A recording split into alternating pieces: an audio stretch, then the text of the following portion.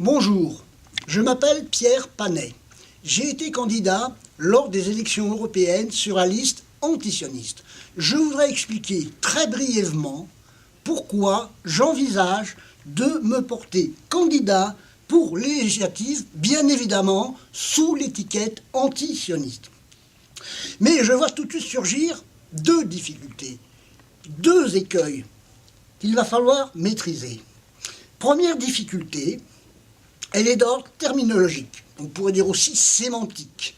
Quel contenu ou sens donner à l'expression antisionisme? Qu'est-ce que cela veut dire donc?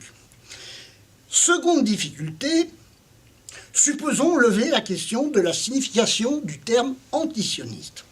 En quoi une candidature antisioniste se justifie-t-elle au regard de la politique française?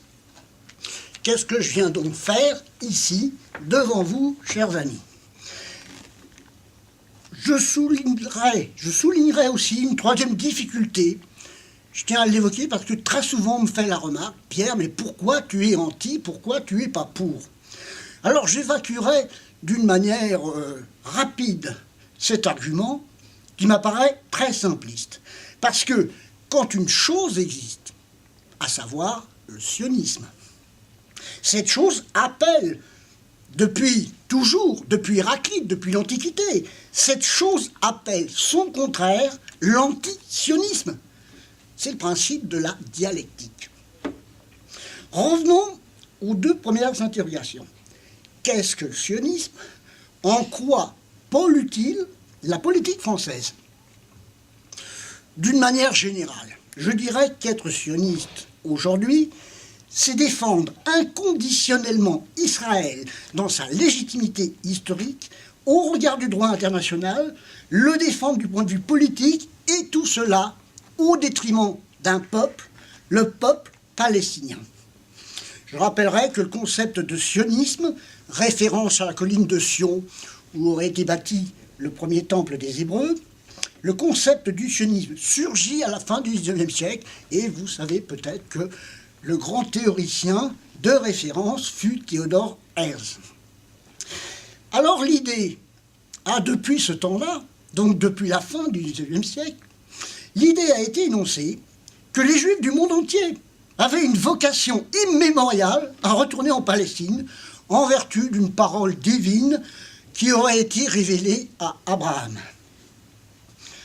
Mais je crois judicieux de situer ma problématique au cœur de la politique française. Car il est avéré que des personnes, tant de droite que de gauche, voire même des écolos, voire même l'extrême gauche, il est avéré que beaucoup de personnes sont imprégnées d'idées sionistes.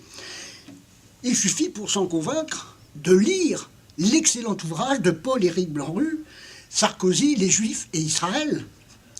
De cet ouvrage, il ressort à l'évidence que le sionisme inspire non seulement la politique internationale de la France, mais aussi la politique intérieure. Et il est très fréquent de voir la LICRA ou le CRIF faire entendre leur voix à l'occasion de n'importe quel débat devant l'Assemblée nationale. Donc, aucun doute n'est possible.